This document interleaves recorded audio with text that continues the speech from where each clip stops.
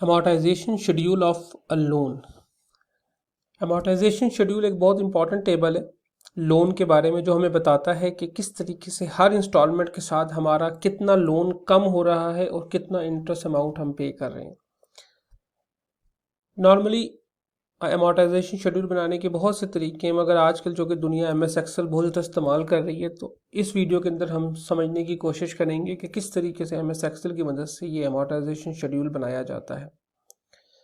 अगर हम एग्जाम्पल के तौर पर एक सवाल देख लें कि मिस्टर सईद ने एक लोन हासिल करना है, जो कि 20 लाख रुपए की कार वो परचेज़ करना चाह रहे हैं, 5 लाख रुपए की डाउन पेमेंट है। इसका मतलब है जो फाइनेंसिंग उनको करवानी है वो 15 लाख रुपए की करवानी है।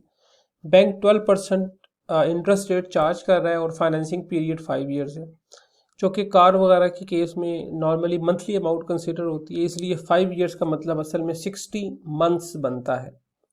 और आपको पता है कि इंटरेस्ट रेट हमेशा एनुअल दिया होता है, तो मंथ का मतलब है कि interest rate 12% will be divided by 12, so that monthly interest rate will be 1%। अब हम ज़रा लोन अमोर्टाइजेशन शेड्यूल देख लेते हैं। ये हमारे पास लोन अमोर्टाइजेशन शेड्यूल का नॉर्मल फॉर्मेट है, जिसके अंदर पहला कॉलम जो है वो इंस्टॉलमेंट को शो करता है, दूसरा कॉलम इंटरेस्ट अमाउंट को शो करता है और तीसरा कॉलम प्रिंसिपल अमाउंट को शो करता है, चौथा कॉलम लोन बैलेंस को शो करता है। जो कि हम MS एक्सेल की को यूज़ कर रहे हैं, इसलिए हम कोशिश करेंगे कि हम सारे फंक्शन इसके अंदर अब MS एक्सेल के ही यूज़ करें। सबसे पहले इंस्टॉलमेंट को मालूम करने के लिए MS एक्सेल हमें जिस फंक्शन में हेल्प करता है, that function is known as PMT। इस PMT फंक्शंस के अंदर हम बेसिकली पेमेंट मालूम करते हैं, जिसके 3 आर्गूमेंट्स हैं। पहला कहलाता है रेट, यानी कि रेट ऑफ इंटरेस्ट कितना है। दूसरा कहलाता है NPER, यानी कि टोटल अमाउंट कितनी है, टोटल इंस्टॉलमेंट्स कितनी है। और PV stands for present value, यानी कि टोटल लोन अमाउंट कितनी है। अगर मैं MS एक्सेल यूज़ करते हुए यहाँ पे इक्वल का निशान डाल के फौरी तौर पर यहाँ पे फार्मूला यूज़ करूँ, तो रेट के केस में जो कि 12% इंटरेस्ट रेट है, तो एक तरीके कार मेरे सामने ये हो सकता है कि मैं 12% लिख कर उसको डिवाइड करूँ 12 से, जिससे अल्टीमेटली जो रेट है वो 1% के करीब आ जाएगा। कॉमा दूसरी फिगर है NPER, यानी कि मेरी टोटल इंस्टॉलमेंट्स कितनी है, दैट इज 60, मुझे ये पता है। और PV यानी कि मेरा टोटल लोन कितना है।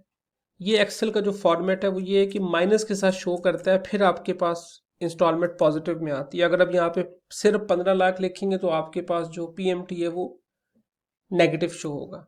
ये मेरे पास इंस्टॉलमेंट आ गई, यानी कि इस केस में मेरी जो मंथली इंस्टॉलमेंट है वो 33,367 के करीब बनती है। तो मैं यहाँ पे ये अमाउंट अगर लिख लूँ राउंड करके 33,367, ये मेरे पास इंस्टॉलमेंट की अमाउंट आ गई। दूसरा केस है मेरे पास IPMT, यानी कि इंटरेस्ट की पेमेंट मालूम करने का। इसके अंदर भी मैं बिल्कुल उसी तरीके से होगा कि मैं IPMT लिखकर, अब यहाँ पे आर्गुमेंट 4 है बेसिकली, रेट और PER, NPER and PV। Rate के बारे में मुझे ऑलरेडी पता है कि मैंने किस तरीके से मालूम करना है। अब मैं इसको डायरेक्टली लिख लेता हूँ 0.01, यानी कि दिस इज 1%। PER का मतलब है कि ये कौन सी इंस्टॉलमेंट है, जाहिर है कि पहली इंस्टॉलमेंट है जिसका मैं इंटरेस्ट मालूम करना चाह रहा हूँ। और टोटल इंस्टॉलमेंट्स कितनी है, टोटल इंस्टॉलमेंट 60 है। कॉमा मेरे पास लोन कितना है, दैट इज 15 लाख रुपीज़। तो ये मेरे पास पहली इंस्टॉलमेंट के अंदर जो इंटरेस्ट है उसकी फिगर आ गई, जो मैंने यहाँ पे 15,000 रुपये लिख ली। नेक्स्ट चीज़ मुझे मालूम करनी है कि मेरी प्रिंसिपल अमाउंट कितनी है। बिल्कुल इसी तरीके से अब मैंने प्रिंसिपल अमाउंट की फिगर मालूम करनी है, तो दैट इज़ PPMT। और मैंने जब उसको लिखा तो अगेन रेट मेरे पास मौजूद है 0.01%। PER कौन सी इंस्टॉलमेंट है, पहली इंस्टॉलमेंट है। टोटल इंस्टॉलमेंट्स है कितनी, कॉमे के साथ 60 इंस्टॉलमेंट। और लोन अमाउंट कितनी है, दैट इज़ 15 लाख। तो ये मेरे पास PMT की फिगर आ गई, यानी कि प्रिंसिपल अमाउंट कितनी है, 18,367।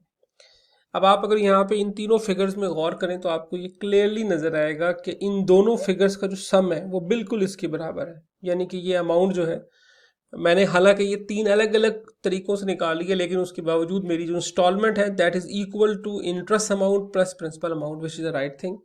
मेरे पास जो असल लोन बैलेंस था वो था 15 लाख रुपए।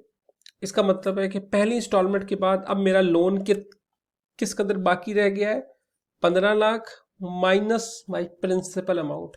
अब जो मेरा पहला इंस्टॉलमेंट के बाद लोन है वो रह गया है 14,81,633 रुपये। अब अगर यहाँ पे हम इसी तरीके से इस सवाल को चलाने की कोशिश करेंगे तो आप देखें मुझे करना क्या पड़ेगा। मुझे करना ये पड़ेगा कि अब मैं यहाँ पर दोबारा सबसे पहले पीएमटी का फंक्शन इस्तेमाल करूँ, जिसमें मैं दोबारा रेट लिखूँ, उसके बाद मैं दोबारा 60 अमाउंट लिखूँ, इसके बाद दोबारा मैं 15 लाख लिखूँ और ये मेरे पास दोबारा इंस्टॉलमेंट आती है। इसी तरीके से मैं यहाँ पे दोबारा, चूँकि मुझे इंटरेस्ट मालूम करना है, मैं IPMT लिखूँ, उसमें मैं पहले रेट लिखूं, उसके बाद मैं ये करूं कि अब ये दूसरी इंस्टॉलमेंट है 2 लिखूं, फिर मैं कहूं कि टोटल इंस्टॉलमेंट 60 है ये लिखूं, और उसके बाद मैं दोबारा 15 लाख लिखूं। तो ये बड़ा ही लंबा काम है, इस तरह तो फिर एक्सेल यूज़ करने का फ़ायदा उस तरीके से नहीं बनेगा। तो अब इसी सारे कॉन्सेप्ट को मैं थोड़ा सा कोशिश करता हूँ कि एक्सेल के टूल के तौर पर इस्तेमाल करूँ। देखिए मेरे पास रेट कितना है मुझे अच्छी तरह पता है यहाँ पे कि दैट इज़ 0.01%। लोन की अमाउंट कितनी है मुझे ये अच्छी तरह पता है कि ये अमाउंट है मेरे पास 15 लाख, और NPER मेरे पास कितना है दैट इज़ 60%। अब मैं यहाँ पर हर चीज़ को लिंक करने की कोशिश करूँगा। सबसे पहले मैं ये कहूँगा कि मेरी लोन अमाउंट कितनी है, इक्वल का निशान डाल के मैंने उसको लिंक कर दिया। अब मुझे इंस्टॉलमेंट मालूम करनी है, मैंने लिखा PMT, रेट मेरे पास कितना है इसको लिंक किया, कॉमा NPR कितना है 60 को लिंक किया, कॉमा और लोन अमाउंट कितनी है। यहाँ मैंने सिर्फ एक काम किया कि मैंने माइनस अपनी जगह से डाल दिया है, so that is my instalment amount. आगे मैं गया, अब मुझे मालूम करना IPMT के अगेन रेट की फिगर कितनी है, मैंने रेट की फिगर लिख ली,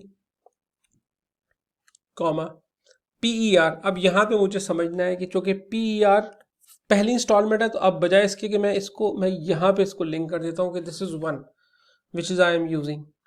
अगेन NPER कितना है 60, कॉमा इसकी फिगर कौन सी है लोन की, दैट इज 15 लाख। मैं इन सब के साथ डॉलर डॉलर इसलिए लगा रहा हूँ ताकि ये अमाउंट, ये जो सारी सेल्स हैं ये फिक्स हो जाएं। सिमिलरली जब मैंने PPMT का फंक्शन इस्तेमाल किया, अगेन मुझे रेट मालूम करना है, दिस इज़ द रेट, और चूँकि मैं चाह रहा हूँ कि ये फिक्स हो जाए इसलिए मैंने इसके साथ डॉलर डॉलर का निशान लगा दिया। PER पहली इंस्टॉलमेंट, मैं इसके साथ डॉलर का निशान इसलिए नहीं लगा रहा कि मैं उसको फिक्स नहीं करना चाह रहा। अभी हम देखते हैं इस बात का क्या मतलब है। NPER, कॉमा लोन की अमाउंट मेरी कितनी है दैट इज दिस फिगर, ठीक है। और अब लोन का बैलेंस की फिगर कितनी आ गई, मैंने इस 15 लाख रुपीज़ में से 15 लाख रुपीज़ में से माइनस कर दिया दिस अमाउंट, तो ये मेरे पास फिगर सबसे पहली आ गई है। बिल्कुल उसी तरीके से जो मैंने अभी इसको सॉल्व किया था, जिसके अंदर किसी किस्म की फिर प्रॉब्लम नहीं आई थी। यहाँ पे चूँकि मैंने कुछ जगहों पे डॉलर्स इस्तेमाल नहीं किया था तो मैं इसको पहले कर लूँ, फिर हम इसको थोड़ा सा आगे चलाते हैं। अब आप देखेंगे जब आप इसको नीचे कॉपी करते हैं एज इट इज़, तो चूँकि आप हर जगह पे आप देखें डॉलर की अमाउंट चूँकि फिक्स हुई हुई है, सेल्स फिक्स हुए हैं, इसलिए फिगर्स में चेंज नहीं आया। यहाँ पर मैंने सिर्फ किस चीज़ को चेंज नहीं किया था, मैंने इसको चेंज नहीं किया था। तो देखें इसको चेंज नहीं करने का मुझे फ़ायदा ये हुआ कि जब मैंने इसको नीचे ड्रैग किया है तो ये फिगर्स उस बाकी सारे चीज़ें सेम है, बाकी हर चीज़ फिक्स है, लेकिन ये चेंज नहीं हो, ये चेंज हो रहा है साथ साथ, ठीक है, because this is what I wanted. Similarly इसके अंदर भी मैं इसको कॉपी कर लेता हूँ सेम फिगर, और इसके अंदर भी मैं इसको कॉपी कर लूँ, तो ये मेरी अमाउंट आहिस्ता आहिस्ता ठीक होती जा रही है, ठीक है। तो अब मेरे लिए बड़ा आसान काम है, चूँकि ये सारा सही तरीके से अप्लाई हो चुका है, तो मेरे लिए बड़ा आसान काम है कि मैं सब को नीचे कॉपी करता चला जाऊँ बड़े आराम से, और अल्टीमेटली जब मैं इसको यहाँ पे कॉपी करूँगा तो आप देखें कि 60th इंस्टॉलमेंट में this figure comes at 0, because इसके अंदर सारे डेसिमल्स की फिगर को हैंडल कर लिया गया है। So this is why my loan amortisation table is ready. अब मैं अगर यहाँ पे ये मालूम करना चाहूँ कि मेरा हर साल इंटरेस्ट अमाउंट कितनी आई है, तो आप अगर इसको वैसे डायरेक्ट भी देखना चाहें टोटल के केस में, तो आपको ये, आप अगर यहाँ पे इस पे सम का फंक्शन इस्तेमाल कर लें और आप इस टोटल फिगर को ऊपर तक जमा कर लें पहली इंस्टॉलमेंट तक, so this is the figure which you came to know. आपको ये पता चला कि आपका 15 लाख रुपए का लोन था जिस पे 5 साल में 5200 इंटरेस्ट अमाउंट चार्ज हुआ है। और अगर इसी को मैं दोबारा यहाँ पे टोटल कर लूँ तो मुझे पता चलेगा कि 15 लाख रुपए के अगेंस्ट मुझे जो टोटल अमाउंट देनी पड़ी है वो देनी पड़ी है 20 लाख रुपए, जिसमें से 5,02,000 रुपए इंटरेस्ट अमाउंट थी। और अब अगर मैं ये मालूम करना चाहूँ कि इस इंटरेस्ट अमाउंट में फर्स्ट ईयर में मेरा इंटरेस्ट कितना था, उसके बाद सेकंड ईयर में मैंने किस कदर इंटरेस्ट पे किया है, उसके बाद थर्ड ईयर में मैंने कितना इंटरेस्ट पे किया है, फोर्थ ईयर में मैंने कितना इंटरेस्ट पे किया है, एंड फिफ्थ ईयर में मैंने कितना इंटरेस्ट पे किया है। तो मैं अगर यहाँ पे इसको थोड़ा सा सम करने की कोशिश करता जाऊँ साथ साथ, तो आपको ये पता चलेगा कि ये मेरे पास जो शुरू की जो 12 इंस्टॉलमेंट्स थी ये इनका टोटल था जो कि मेरे पास फिगर आई। इसी तरीके से जब मैंने दोबारा इसके अंदर सम अप्लाई किया और अब मैंने इसको 13 से लेकर 24 तक किया, इसी तरीके से मैंने इसको आगे 29 से लेकर 41 तक किया, और इसी तरीके से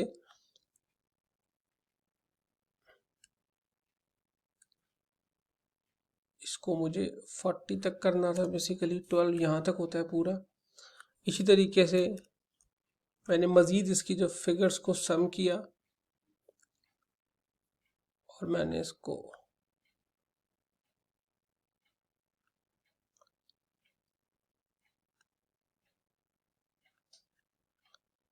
थर्टी 37 से लेकर 48 तक, एंड नेक्स्ट फिगर को जब मैंने इसको सम किया तो मैंने ये 12 फिगर्स। अब आप अगर गौर करें तो अब आपको बड़ा क्लियर ये बात नज़र आएगी कि टोटल जो मेरा इंटरेस्ट था वो था 5,02,000, लेकिन उस 5,02,000 में से 167,000 का जो इंटरेस्ट था वो पहले साल का था, दूसरे साल का इंटरेस्ट 137 था, तीसरे साल का 1,04,000 था, चौथे साल का 67,000 था और पाँचवें साल का 24,000 था। मैं अगर यहाँ पे इसकी थोड़ी सी परसेंटेज बनाने की कोशिश करूँ तो मुझे ये फिगर कुछ इस तरीके से नज़र आएगी कि थोड़ा सा मैंने एक्सेल के टूल्स को इस्तेमाल किया तो मुझे ये नज़र आया कि पहले साल जो मैंने टोटल इंटरेस्ट दिया वो अप्रॉक्सीमेटली 33% दिया, उसके बाद 27%, फिर 21%, फिर 13% एंड फिर 5%। इसका मतलब है इंटरेस्ट हर साल कम से कम होता जा रहा है।